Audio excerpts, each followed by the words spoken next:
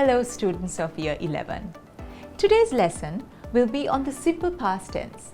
I am sure you must be having an idea of the past tense and you probably know when to change your verb into the past tense to bring out meaning. The past tense is used to describe actions that took place a while back. For example, if I were to ask you what you did last night at your birthday party, you would most definitely use the past tense to describe events. You would probably say that you had loads of friends over. You cut a cake and blew the candles that were on the cake. You all had a fantastic dinner cooked by your mother. So, how can we understand the past tense more intricately? Let's look at the revision point in Unit 1 of your Pupil's book on page 12. Let's look at it together. You would notice that there are 4 different types of past tenses that have been introduced in this section. It starts off with the simple past tense, and that's what we are going to learn about in this lesson. The simple past is used to describe a single action done at a particular point in time in the past, an action that has already happened. It is very different to the past continuous tense, which is used to describe past events that have taken place over a period of time. We will learn about that in our next lesson. The simple past tense emphasizes that the action is finished. For example, my son won a gold medal at the sports meet. The example given in your book is also a great example. On my last birthday, I donated some books to the local library. The verb donated clearly shows that it is an action in the past. You can also use the simple past to talk about a past state of being, such as the way someone felt about something. This is often expressed with the simple past tense of the verb to be and an adjective or a noun or a prepositional phrase. As an example, you can say, I was proud of my brother when he became a prefect of my school. Here, was is in the past and is based on the verb to be. It is followed by an adjective. The verb became is also in the simple past, followed by the noun a prefect.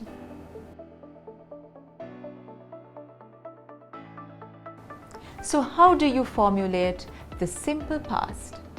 For regular verbs, you can just add ed to the root form of the verb or just d if the root form already ends in an e. For example, play becomes played, listen becomes listened, love becomes loved.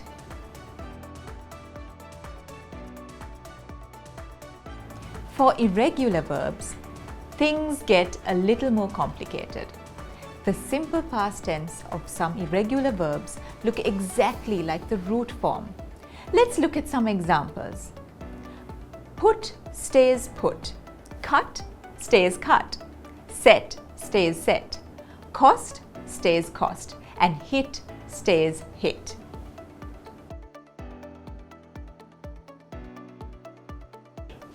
For other irregular verbs, including the verb to be, the simple past forms are more erratic.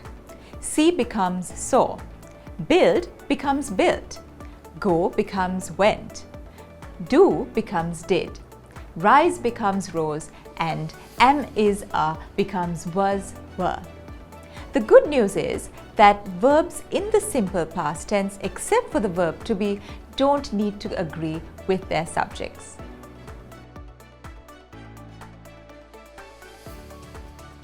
So, how do we transform verbs in the simple past into the negative? The great thing is, it is the same formula for both regular and irregular verbs, except of course for the verb to be. The formula is did not plus root form of verb. You can also use the contraction didn't instead of did not for informal writing. For example, Shamila did not see this book in her bag. Or you can say, Shamila didn't see the book in her bag.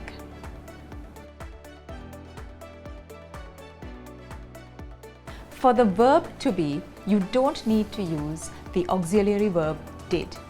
When the subject of the sentence is singular, use was not or wasn't. When the subject is plural, use were not or weren't. Let's look at an example. My English teacher was not happy with my essay on vandalism.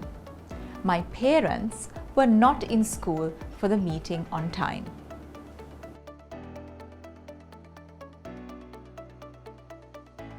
Using the simple past tense, how do we ask questions?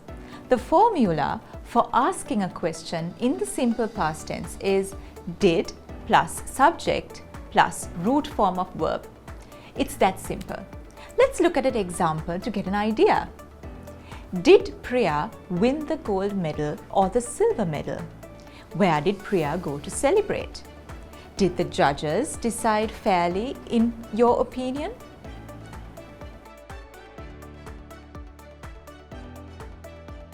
When asking a question with the verb to be, you don't need the auxiliary verb did.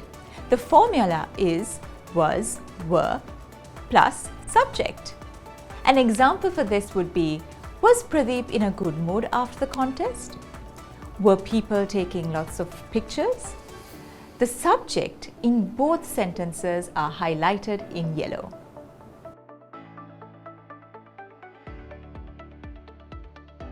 Let's look at some common regular verbs in the past tense. The table is broken into 3 columns: infinitive, past tense, and negative. Let's read it together. To ask, asked, did not ask. To work, worked, did not work. To call, called, did not call. To use, used, did not use. Now let's look at some common irregular words so that you would have an idea how they are conjugated.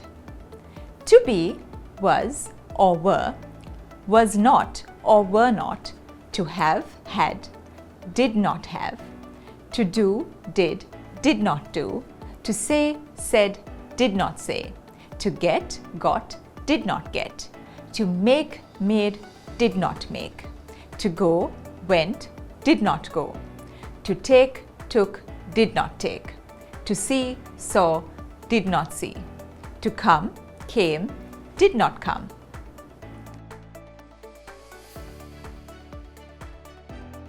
Now let's look at your workbook. Unit 1, Activity 6. Let's read the folktale about the man who never lied. This folktale is written using the simple past tense. As we read it, you will notice that all the verbs that are in the simple past will appear in bold. A folk tale is a traditional story that has originated from popular culture and is typically passed on by word of mouth. Once upon a time, there lived a wise man by the name of Mahmud. He never lied. All the people in the land, even the ones who lived 20 days away, knew about him. The king heard about Mahmud and ordered his soldiers to bring him into the palace. He looked at the wise man and asked, "Mahmud, is it true that you have never lied?" "It's true." "And you will never lie in your life?" "I'm sure about that." "Okay, tell the truth, but be careful. A lie is cunning and it gets on your tongue easily." Several days passed and the king called Mahmud once again.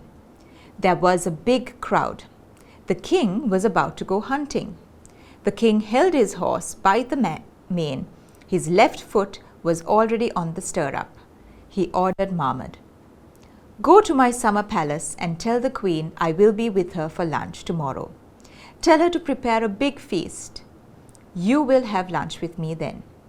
Mahmud bowed down and went to the queen. Then the king laughed and said, "We won't be hunting and now Mahmud will lie to the queen.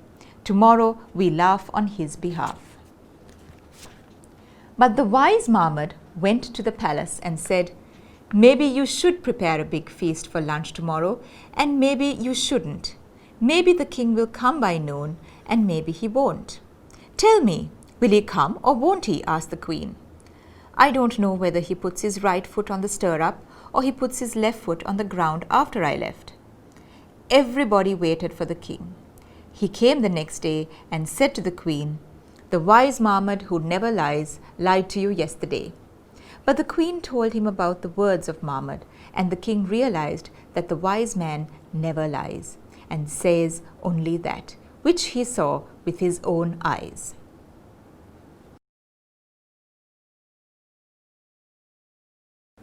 You would have noticed that there are several verbs written in the simple past to highlight the fact that all those events took place in the past.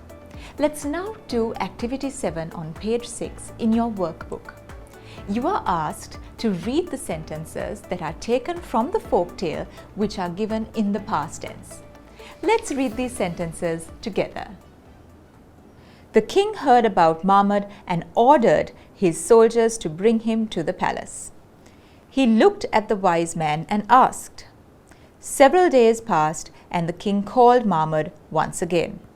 The king held his horse by the mane. Mahmud bowed down and went to the queen.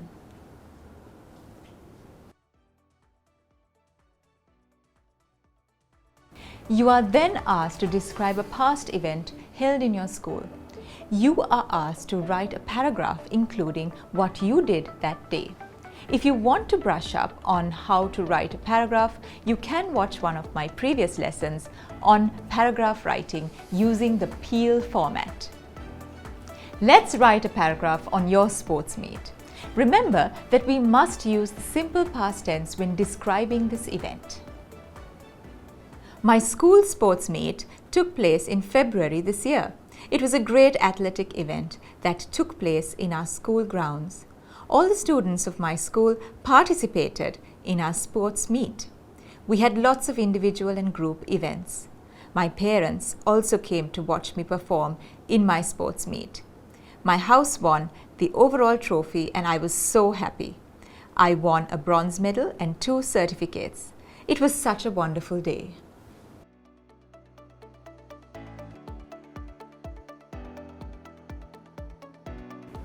That was easy, wasn't it? You would have noticed that all the verbs in the simple past are presented in bold. I hope you found this lesson useful. You should be able to use the simple past confidently from now on. Please do subscribe to our channel to watch more lessons like the one you just watched. Have a great day.